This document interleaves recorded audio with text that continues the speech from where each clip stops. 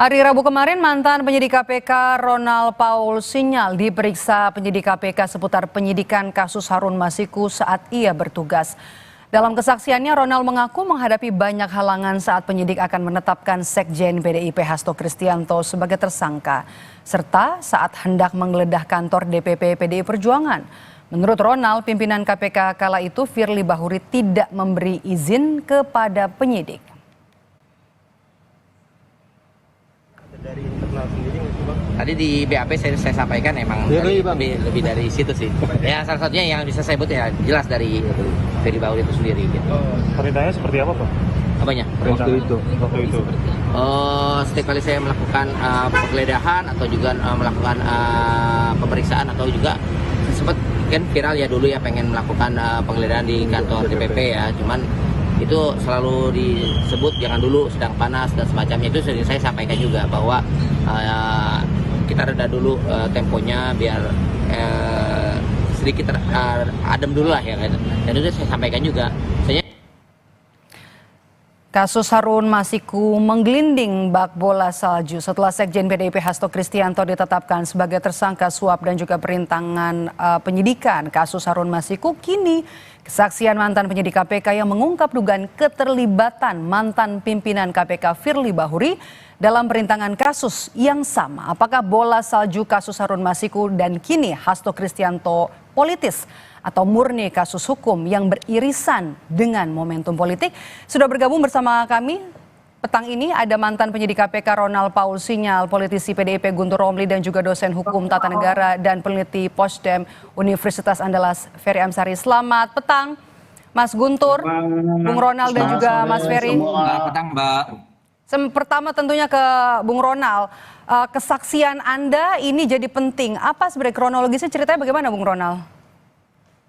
Ya, kali lagi sebelumnya di tahun 2020 awalnya sebelum saya memegang kasus ini tentang penyidikan, memang sebetulnya tragedi di PT ICA itu saya dengar informasi dari para penyelidik sebelumnya bahwa ingin melakukan pengejaran pada Harun Masiku dan salah satu kader partai di PT ICA ya, memang itu terhalang. Kemudian pada saat ekspor juga untuk disampaikan karena sudah ada 3 tersangka, akhirnya ditetapkanlah 3 tersangka tersebut. Namun sebelumnya kita berdebat panjang di ekspos ini mengajukan lebih dari 3 tersangka, tapi finalisasinya akhirnya ditetapkan 4 tersangka ditambah Harun Masiku sendiri. Yang ketiga kan sekarang sudah selesai ya Mbak ya. Pada saat itulah akhirnya saya menangani penyidikan, ditetapkan 4 tersangka yaitu Harun Masiku, Wahyu Setiawan, Agus Yadipia, dan terakhir adalah si Saiful Bahri itu sendiri. Siapa yang memerintahkan kali itu untuk perintangan? Kemudian pada saat itu penyidik mau kemana saja untuk bisa mendalami kasus ini?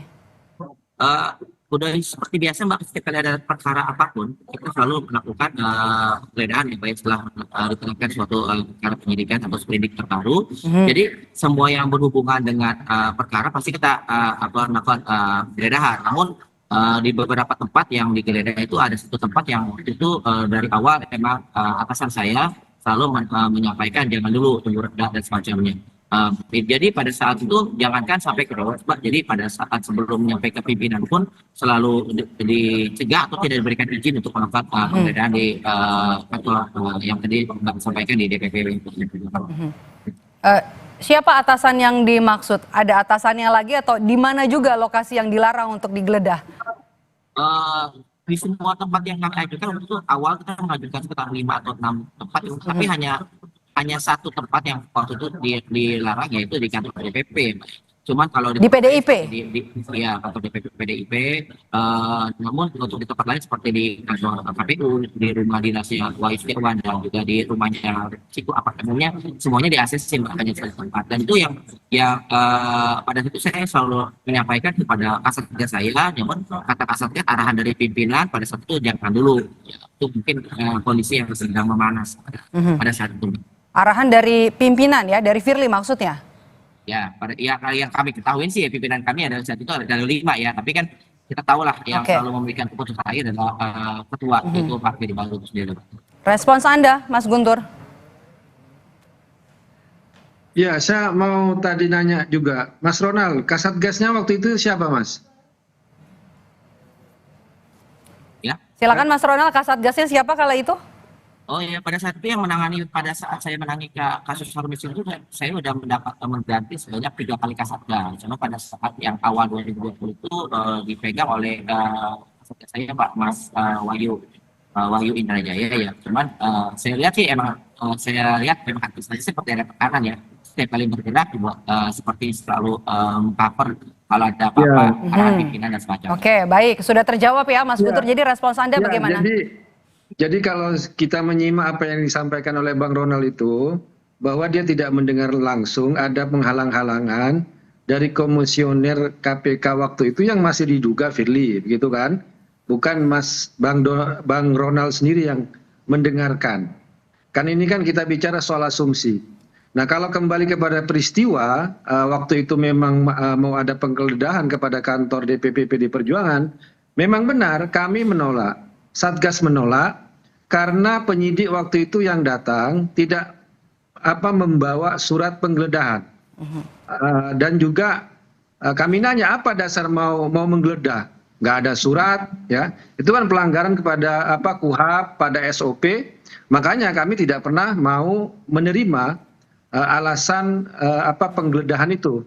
Dan juga kami juga tidak merasa bahwa ketika tidak terjadi penggeledahan kepada kantor DPP, kami merasa dibantu oleh Firly Bahuri. Kami tidak merasa itu. Kenapa ya? Mereka ditolak karena nggak bawa surat penggeledahan. Itu aja. Kemudian kami juga membaca bahwa kasus ini memang mau dipakai untuk menjerat partai, untuk menyasar partai. Kenapa? Karena kasus suap pribadi Harun Masiku dengan Wahyu Setiawan itu adalah kasus pidana. Tetapi kalau persoalan bahwa Harun Masiku dapat PAW, kemudian caleg PDIP itu benar, tapi itu tidak berhubungan. Kalau orang menyuap orang lain, kan partainya tidak terlibat, ya. Tapi orang itulah yang melakukan tindakan pidana itu yang harus bertanggung jawab. Makanya kami memandang pada waktu itu, ya kami menolak upaya penggeledahan karena memang tidak ada surat penggeledahan. Dan itu ada upaya untuk mengacak-acak partai, ya kan, masuk sembarangan ke kantor partai dengan alasan yang tidak jelas. Makanya kami menolak, bukan karena kami merasa dibantu oleh Pak Firly. Kalau benar ya PDI Perjuangan bisa waktu itu mengintervensi KPK atau menguasai KPK, harusnya kasus Harun Masiku tidak ada sejak awal. Ini kalau kita bicara dengan akal yang sehat, ya kan? Kan ini kan selama ini yang kami dengarkan hanya asumsi, spekulasi, imajinasi liar, ya kan? Dalam satu sisi PDI Perjuangan dituduh bisa mengintervensi KPK, tapi pada sisi yang lain kami juga korban dari asumsi itu, dan beberapa dari kader kami termasuk kasus Harun Masiku juga ditangkap oleh KPK. Jadi ini bertentangan secara Oke, Bung Guntur tahan dulu, saya mau ke Bung Ronald lagi. Asumsi dan spekulasi, apa tanggapan Anda sebagai penyidik? Memang betul kala itu pada saat kasus 2020 KPK penyidik sudah punya bukti untuk menetapkan Hasto Kristianto jadi tersangka? Kita kembali lagi Mbak, bukan saya klarifikasi yang tadi pernyataan Mas Guntur ya, bahwa terkait sebelumnya ada penggeledahan di DPP PDIP yang tidak memiliki izin ya Mbak. Itu pada saat itu masih tahap penyelidikan Mbak. Jadi pada saat tahap penyelidikan, tim penyelidik kami ingin melakukan penggeledahan di sana. Atau istilah kasarnya pengen melakukan pengecekan langsung sana, itu tidak langsung ditolak. Emang betul pada saat itu belum. Nah, masuk ke tahap penyidikan, kami akan mengajukan kepada atasan kami langsung bahwa ini kata DPP secara resmi kami ingin ajukan penggeledahan. Kan pada saat itu juga peralihan undang-undang KPK ya, dari undang-undang nomor 2020 kemudian ke undang-undang nomor 19 bahwa harus ada izin dewas. Jadi kan saya udah ajukan ke atasan saya bahwa ini ada list-list yang mau kami geledah, kemudian ada salah satunya kantor DPP, cuma untuk DPP itu dicoret Pak. Jadi tidak disetujui. Jadi belum sampai ke Dewas pun kami pun tidak bisa melakukan pergerakan penggeledahan. Bukan yang tadi Mas Guntur sampaikan, emang itu di tahap penyelidikan yang sebelum saya menjadi penyidiknya Mbak. Seperti itu. Oke. Mas Ferry, kasus Hasto ini murni kasus hukum atau politisasi? Ya pasti tidak lah ya. Saya ingin merespon dua pernyataan teman-teman ini, baik Ronald Sinyal maupun Mas Guntur Romli ya. Kedua-duanya bukan tidak mungkin ada nuansa benarnya, tapi yang benar belum tentu adil. Nah, dalam perspektif hukum, selalu ada prinsip keadilan yang dikedepankan. Nah, kalau kasus ini dari 2020 tidak tersentuh, saya mau kaitkan dengan pernyataan Pak Effendi Simbolon barusan ya, yang mengatakan bahwa ada gambaran bahwa ini tidak disentuh selama Pak Jokowi. Dia secara terbuka mengatakan Pak Jokowi melakukan obstruction of justice, ya, tindakan menghalang-halangi hukum yang berdasarkan pasal 21 Undang-Undang Tipikor tidak boleh dilakukan oleh siapapun. Jadi bayangkan 4 tahun Jokowi menghalang-halangi kasus ini tidak naik, gitu ya. Dan saya pikir ini sebuah tindakan yang harus diproses juga oleh semua orang. Nah, pertanyaan timbul kembali, apakah KPK mau menindak Hasto tapi tidak mau menindak Jokowi? Ini kan dua hal yang kita patut pertanyakan luar biasa. Ada kepentingan apa dalam proses kasus ini?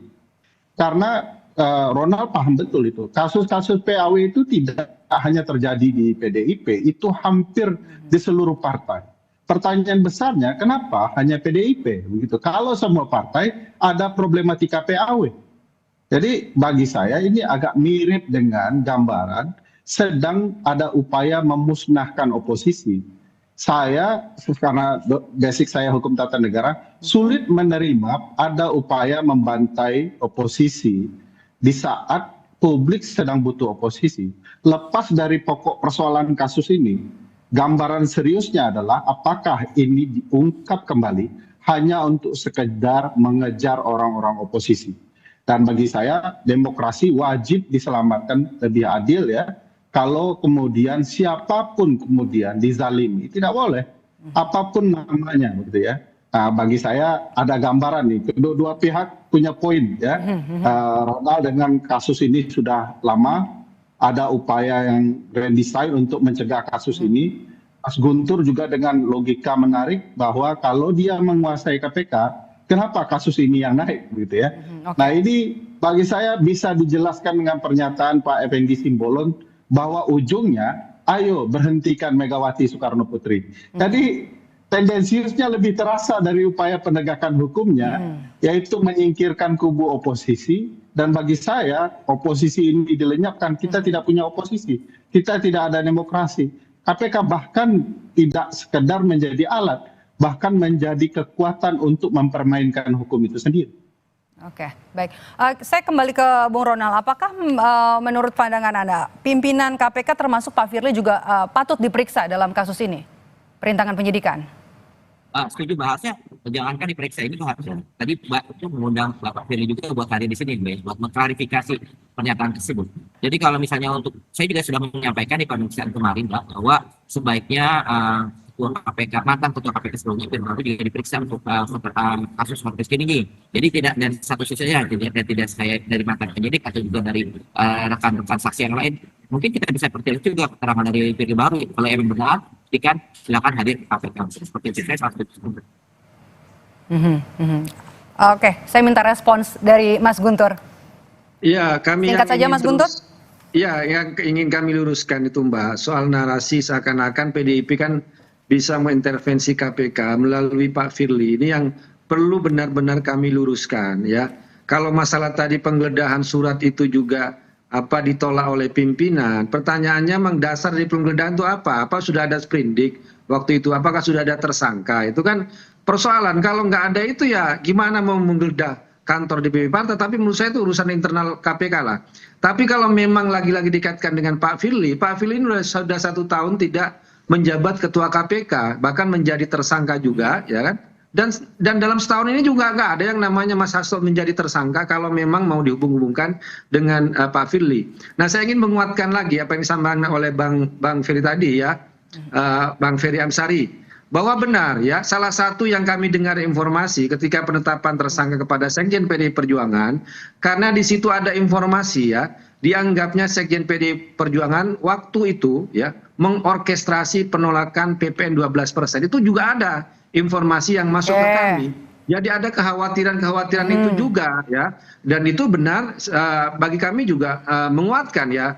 Ini upaya politik untuk membungkam suara-suara kritis lah bagi Oke, kami. baik. Itu Baik. juga Kita sudah masuk ya. dapat poinnya. Kita tunggu nanti apakah memang Sekjen PDIP Hasto Kristianto nanti akan kooperatif sesuai dengan janjinya akan hadir di pemeriksaan di Gedung Komisi Pemberantasan Korupsi. Terima kasih Bapak-bapak sudah bergabung bersama kami di Kompas Petang. Sehat selalu.